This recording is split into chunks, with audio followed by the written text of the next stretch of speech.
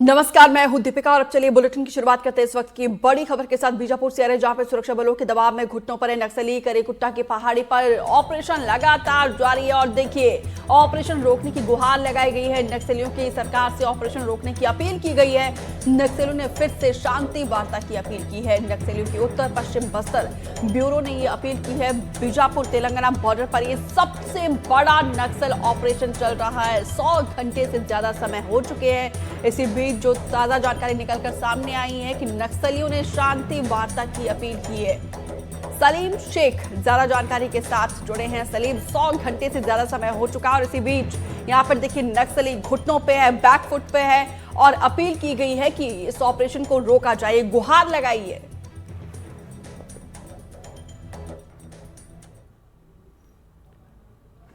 सलीम, आवाज मिल रही है? जी, हेलो। जी जी जी जी, अब तक का नक्सलवाद के इतिहास में सबसे बड़ा नक्सल ऑपरेशन है और बीते 3 दिनों से नक्सल ऑपरेशन चलाया जा रहा है और लगातार बीते 1.5 महीने में तीसरा शांति वार्ता के लिए पत्र जारी किया गया है। पश्चिम बस्तर ब्यूरो के प्रभारी रूपेश ने जारी किया है और जिस तरह से मैं बता दूं कि अब 6,000 से ज्यादा जवानों की टीम मौके पर मौजूद है और बहुत बड़ी पहाड़ी है, 55 फीट की पहाड़ी है जिस पर माओवादी डेरा डालकर बैठे हुए हैं। बताया जा रहा है जिसमें 300 से ज्यादा बड़े कैडर के नक्सली हैं और उनके साथ मिलिशिया मेंबर भी उस पहाड़ी पर अपना ठिकाना बनाकर रखे हैं। हालांकि 4 राज्यों की तरफ से फोर्स ने घेर रखा है, किसी नक्सली को भागने का मौका नहीं दिया जा रहा है। लेकिन जिस तरह से जो हालात हैं बस्तर में 44 डिग्री सेल्सियस में भी जवान अब माओवादियों के खिलाफ जंग लड़ रहे हैं। कई जवान बताए जा रहे हैं डिहाइड्रेशन का शिकार हो गया, जिन्हें तेलंगाना के भद्राचलम में इलाज के लिए भर्ती कराया गया है, लेकिन जवान अभी भी पीछे नहीं हट रहे हैं। इसी बीच माओवादी नेता का एक लेटर आता है और वो अपील कर रहे हैं कि किसी तरह इस युद्ध को विराम किया जाए, इसे रोका जाए और जो शांति वार्ता की जो पेश की गई उस पर अमल किया जाए। सलीम, क्या क्या बातें लिखी गई है इस अपील लेटर के जरिए?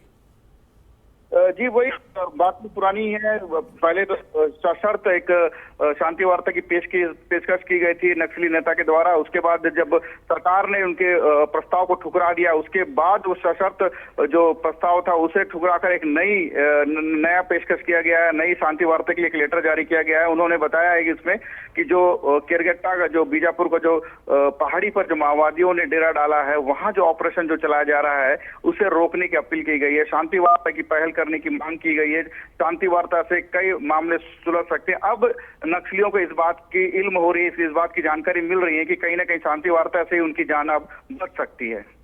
सलीम, ये ऑप्शन तो, ये विकल्प तो बहुत लंबे समय से सरकार के द्वारा खुद दिया जा रहा था।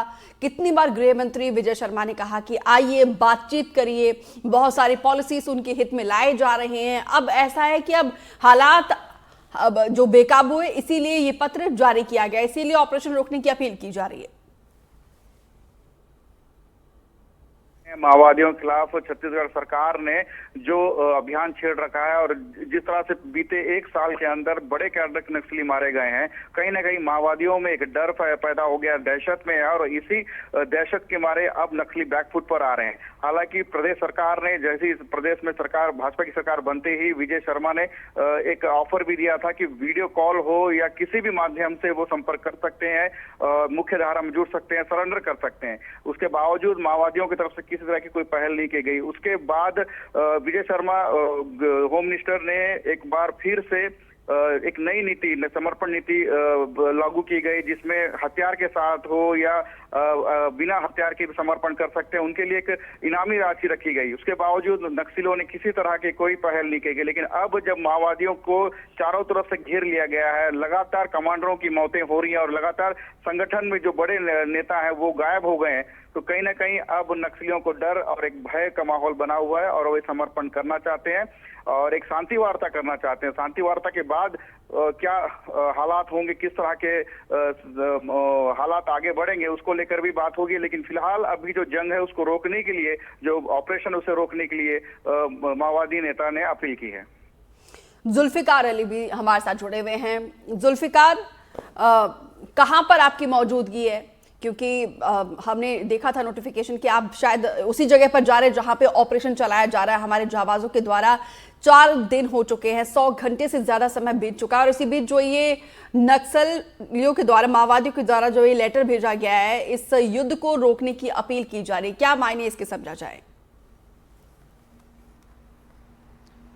दीपिका, लेटर के मायने तो समझेंगे, लेकिन पहले मैं बता दूं कि मैं भी उसी रास्ते पर हूं जी, जहां पे कर्रेगुट्टा की पहाड़ियों में जो एनकाउंटर चल रहा है। हालांकि ये एनकाउंटर जिस एरिया में चल रहा है एक बहुत बड़ी पहाड़ी है, इसे छोटे में नहीं कहा जा सकता कि 2-4 किलोमीटर की पहाड़ी है। ये पूरा करीब 150 किलोमीटर का वो एरिया है। और अगर इसके सरकमफ्रेंस की बात करेंगे, अगर पहाड़ी के चारों तरफ की जो परिधि है, अगर उसको ही जिसको घेरा है जवानों ने, उसकी बात करें तो वो 200 से 250 किलोमीटर का उसका जो सरकमफ्रेंस है, परिधि होगी। इस पहाड़ी में ऑपरेशन चल रहा है।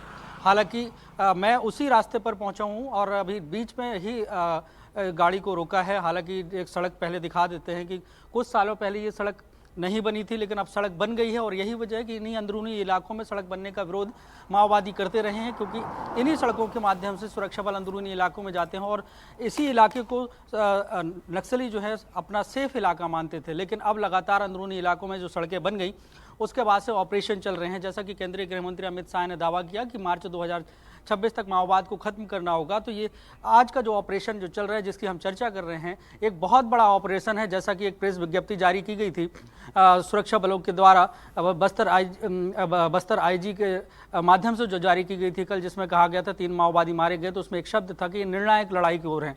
तो जिस तरीके से 2024 और 25 में जो अप्रैल का महीना चल रहा है और जिस तरीके से ऑपरेशन चल रहे हैं, 350 से ज़्यादा माओवादी मारे जा चुके हैं, तो उससे तो ये साफ है कि निर्णायक लड़ाई की तरफ हम बढ़ चुके हैं, सुरक्षा बल बढ़ चुके हैं। और जिसका सीधा साधा उदाहरण समझिए कि निर्णायक क्यों है, क्योंकि लगातार हम देखें 15 दिन के अंदर लगातार माओवादियों के वार्ता को लेकर पत्र जारी किए जा रहे हैं। आज फिर एक पत्र जारी किया गया, जो माओवादी के लीडर हैं रूपेश के नाम से जो पत्र जारी किया गया है, उसके जरिए ये कहा गया है कि इस ऑपरेशन को रोक दिया जाए। वार्ता के लिए माओवादी तैयार हैं। मतलब साफ जो जिस तरीके की खबरें निकल कर आ रही हैं कि बटालियन नंबर 1, जिसको हिडमा और देवा और सुधाकर जैसे बड़े खूंखार नक्सली लीड करते हैं, वो बटालियन को माओवादियों ने घेर लिया है, माफ करिएगा, सुरक्षा बलों ने घेर लिया है और गुट्टा की पहाड़ियों में ये ऑपरेशन चल रहा है। अब कितने समय तक ये ऑपरेशन चलेगा, इसके बारे में अधिकारी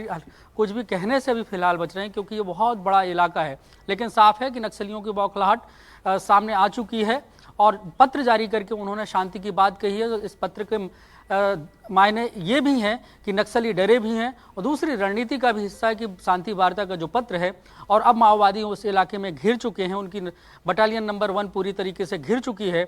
ऐसे में उनके पास 2 विकल्प बचते हैं। एक विकल्प तो सीधे तौर से है कि वो सरेंडर कर दें, जिस तरीके से छत्तीसगढ़ सरकार ने केंद्र सरकार के निर्देश पर जो पॉलिसी तैयार की है, आत्मसमर्पण की नीति जो बनाई है, उसमें अगर वो आत्मसमर्पण कर देते हैं तो उन्हें विकास के मुख्य धारा से जोड़ा जाएगा। दूसरा रास्ता अगर देखें तो दूसरा रास्ता सिर्फ मौत की तरफ जाता है, क्योंकि ऑपरेशन लॉन्च है और लगातार ये कहें कि 100 घंटे अब कहे जा रहे हैं कि लगातार जो समय बढ़ता जा रहा है, 100 घंटे का ये ऑपरेशन हो चुका है, 3 दिन से ज़्यादा का चौथा दिन खत्म होने की कगार पर है। तो ऐसे में ये ऑपरेशन लगातार चल रहा है और अंदरूनी इलाकों में जो ऑपरेशन चल रहा है, तो ये माओवादियों से जिस स्तर पर जो मुठभेड़ होगी, तो उससे साफ है कि उनके खात्मे की तरफ ये ऑपरेशन चल रहा है और निर्णायक स्थिति में है। तो हो सकता है कि आज शाम तक या कल तक ऐसी भी खबरें आई कि इस एनकाउंटर में अब तक जो बस्तर में नहीं हुआ, जितनी बड़ी संख्या में माओवादी नहीं मारे गए, उतनी संख्या में माओवादी मारे जा सकते हैं अगर ये सरेंडर नहीं करते हैं तो। जी दीपिका, तो कुल मिलाकर अब आपके यहाँ पे माओवादियों के पास 2 ही ऑप्शन है, या तो आप सरेंडर करो या फिर जिस तरीके से ऑपरेशन चलाया जा रहा है, क्योंकि निर्णायक लड़ाई है, और उसके लिए अंजाम भुगतने के लिए तैयार रहे।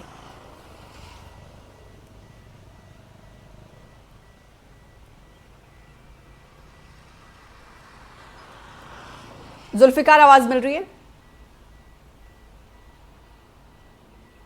जी सवाल बिल्कुल बिल्कुल सवाल करें। सवाल यही है, यहाँ पे देखिए सीधा सीधा यहाँ पे सिर्फ 2 ही ऑप्शन रहता है, या तो आप सरेंडर करो या फिर जिस तरीके से ऑपरेशन चल रहा है, और ये ऐतिहासिक ऑपरेशन और सबसे बड़ा ऑपरेशन चल रहा है ये। बिल्कुल सबसे बड़ा ऑपरेशन है दीपिका। और इस एक बात और हम बताना चाहेंगे अपने दर्शकों को, जिस इलाके में मैं खड़ा हूं ये इलाका बहुत ही डेंस फॉरेस्ट का इलाका है। तस्वीरें प्रवीण से कहूंगा, प्रवीण एक बार तस्वीरें दिखाएं कि जंगल की किस तरीके से सड़क तो बन गई। यहाँ पे मुश्किल से 100 से 150 मीटर अंदर देखना मुश्किल है। रोड के इस तरफ की तस्वीरें दिखाएं प्रवीण की, यहाँ पे 100 से 150 मीटर, मतलब इन इलाकों में माओवादियों का बहुत बड़ा जमावड़ा होता था। ये अंदरूनी इलाके जो सेफ कहे जाते थे माओवादियों के लिए, कि अंदर आप यहाँ से 50 से 100 मीटर नहीं देख सकते कि अंदर कौन बैठा है। लेकिन ये सड़क पहुंची, विकास पहुंचा और यहाँ पे सड़कें बनी, आवागमन बढ़ा। अब स्थिति ये है कि विकास इन अंदरूनी इलाकों में हुआ कि हम यहाँ पे खड़े होके, जहाँ पे कभी सिग्नल नहीं मिलते थे, आज उस जगह पे खड़े होके हम यहाँ पर लाइव कर पा रहे हैं और सिग्नल यहाँ पे मिल रहे हैं। तो इससे साफ है कि अंदरूनी इलाकों में भी जो मूलभूत सुविधाएं हैं वो पहुंची, और यही वजह है कि माओवाद की जो कमर टूटी है। जिस तरीके से बीते कुछ सालों में इन इलाकों में सड़कें बनी, बीते 1.5 सालों से अंदरूनी इलाकों में जो टावर बनाए गए जिससे सिग्नल पहुंचा, तो अंदर के जो लोग हैं, जो ग्रामीण हैं, आदिवासी हैं, उन्होंने देश और दुनिया को देखा कि उनका गांव कितना पिछड़ा है, दुनिया कहाँ चली गई। और यही वजह है कि चारों तरफ से माओवादियों को घेरा गया। एक ही रणनीति नहीं है कि सिर्फ लड़ाई लड़ी जा रही है सुरक्षा बलों के द्वारा। सबसे बड़ी लड़ाई ये भी है कि सड़क भी उन इलाकों में बनना और अंदरूनी इलाकों में टावर भी बनना, स्कूल पहुंचना, सरकारी योजनाओं को वहां पे पहुंचना। तो लोगों की जो मानसिकता थी माओवाद के समर्थन की, वो बहुत तेजी से कमी हुई है और यही वजह है कि माओवाद कमजोर पड़ा है। अब जो घटना की बात कर रहे हैं, जो ऑपरेशन सबसे बड़ा लॉन्च किया गया है अब तक का, जिसमें ये कहा जा रहा है कि 10,000 तक सुरक्षा बल हो सकते हैं, क्योंकि ये बहुत बड़ा इलाका है। 200 से 250 किलोमीटर के जो परिधि वाले इलाके को पूरा घेरा हुआ है। और इसी पहाड़ी के जो अंदर के जो डेंस फॉरेस्ट हैं, घने जंगल हैं, बीहड़ हैं, इन इलाकों में पैदल मूवमेंट सुरक्षा बलों का है। क्योंकि ऑपरेशन जो लॉन्च किया जाता है लगभग इन इलाकों में, तो ये समझिए कि पहुंचने के लिए रास्ते नहीं हैं। तो जो मुख्य सड़क से फिर उसके बाद पैदल सुरक्षा बलों को अंदर तरफ चलना होता है। इस पहाड़ी के ऊपर चल रहे हैं हम, उसी इलाके में अंदर तरफ जाने की कोशिश में है। हालांकि यहाँ से अभी थोड़ा सा दूर है, क्योंकि हम निकले थे तो रास्ते में ही खड़े होके, क्योंकि सिग्नल यहाँ पर हैं। और आगे जो चेरला है, जो तेलंगाना की बॉर्डर है, वहाँ तक भी सिग्नल पहुँचे हैं, उसके पार्क हैं। तो बड़ा डेंस फॉरेस्ट है, कर्रे गुट्टा की पहाड़ी है, उन इलाकों में ही ये ऑपरेशन चल रहा है। हम कोशिश करेंगे कि उस इलाके की भी तस्वीर दिखाएं कि किस तरीके से बदली है। अब ये है कि बिल्कुल जुल्फिकार, हम आपसे तमाम जानकारी लेते रहेंगे। फिलहाल विस्तार से जानकारी देने के लिए, तस्वीरें दिखाने के लिए आपका बहुत बहुत शुक्रिया। सलीम, आपका भी जानकारी देने के लिए शुक्रिया।